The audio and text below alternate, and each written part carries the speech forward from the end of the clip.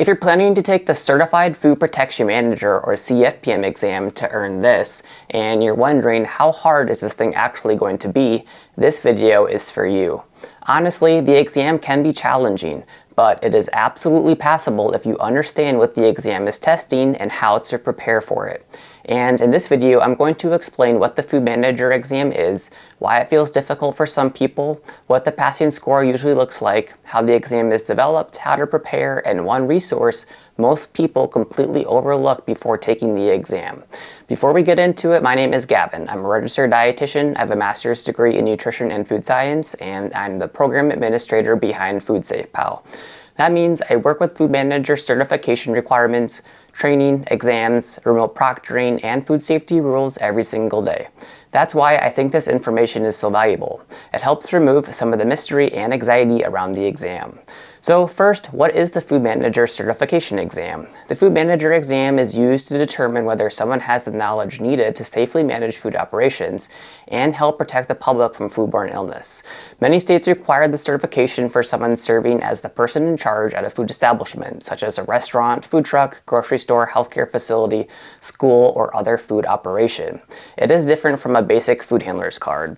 A food handler's card is usually for employees who handle food as part of their job. The Food Manager certification is typically for people in higher responsibility roles: managers, owners, operators, chefs, kitchen leads, dietary managers, shift leaders, or the person responsible for food safety in the business. Now let's answer the big question. Is the Food Manager exam hard? The best answer is, it depends on your experience, your preparation, and how comfortable you are with food safety concepts. But based on FoodSafePal's most recent analysis, about 8 in 10 people pass the FoodSafePal Food Manager certification exam. Now, that is FoodSafePal's data. I can't speak for the pass rates of other certification organizations.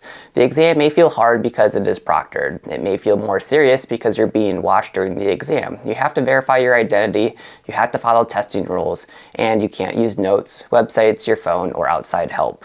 It may also feel hard because the certification is usually required for management level or ownership level roles. That can make it feel like there's some pressure. And yes, the exam is designed to be challenging. It should be. The person taking the exam is trying to prove they understand the food safety knowledge needed to help prevent foodborne illness. That includes topics like personal hygiene, time and temperature control, cross-contamination, cleaning and sanitizing, allergens, and foodborne pathogens, as well as active managerial control. But here's the important part. Certification organizations like FoodSafePal are not trying to trick you. We are not trying to trip people up with random questions that don't matter. A good certification exam should test important knowledge that connects back to real food safety risks. The goal is not to make you fail. The goal is to make sure that people who pass have demonstrated the level of knowledge expected of a certified food protection manager. Now, what score do you need to pass? That depends on the certification organization. But for most Food Manager exams, the passing score is usually somewhere around 70%. That passing score, also called the cut score, is not picked randomly. For accredited certification exams like FoodSafePal's, the passing score is set using a formal process. One common method is called the Angoff method.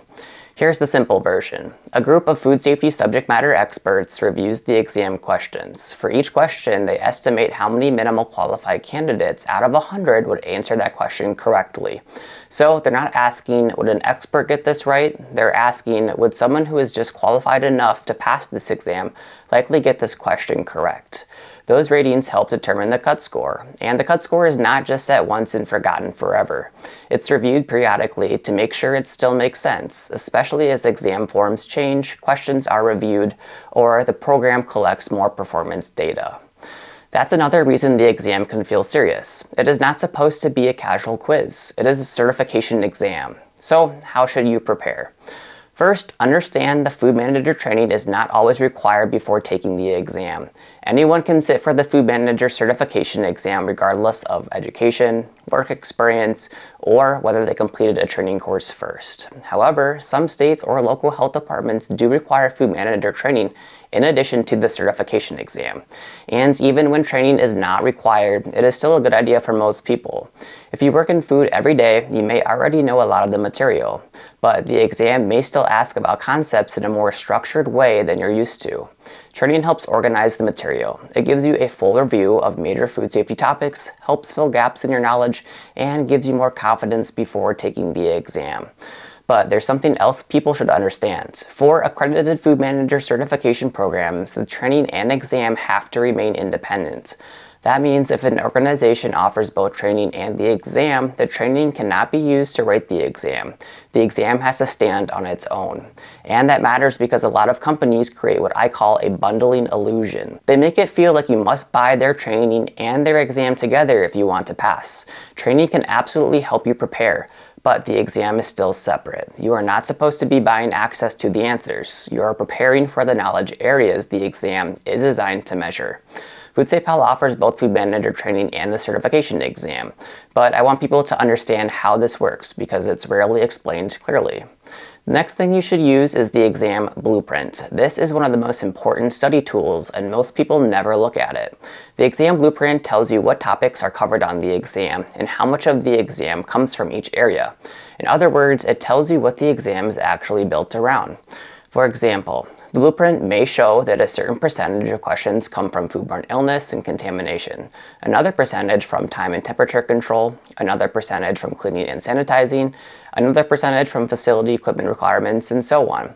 That matters because not every topic is weighted equally. If one area makes up a larger portion of the exam, you should spend more time reviewing that area. The blueprint helps you avoid studying blindly. Instead of asking, what random facts should I memorize? You can ask, what major food safety areas is this exam designed to measure? That is a much better way to prepare.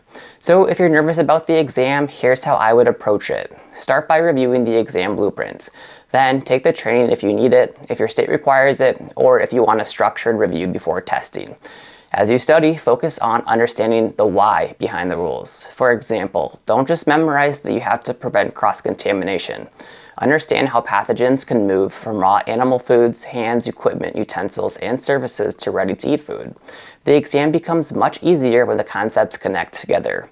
Also, do not ignore the proctoring rules. A lot of exam stress comes from the testing process itself.